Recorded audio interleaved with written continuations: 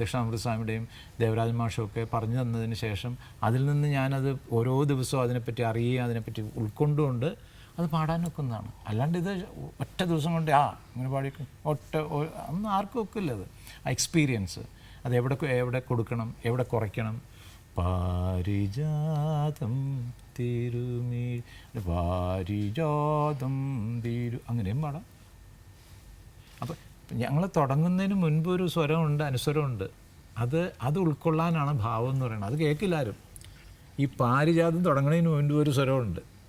അതാരെങ്കിലും കേൾക്കൂ? ഒരു ടി വിയിലും കേൾക്കില്ല, ഒരു റെക്കോർഡ് ചെയ്യുന്നതിലും കേൾക്കില്ല, ഒന്നിലും കേൾക്കില്ല. പക്ഷെ അത് ഉള്ളിൽ തുടങ്ങിക്കഴിഞ്ഞു. ആ ഉണ്ടോ? കേട്ടോ?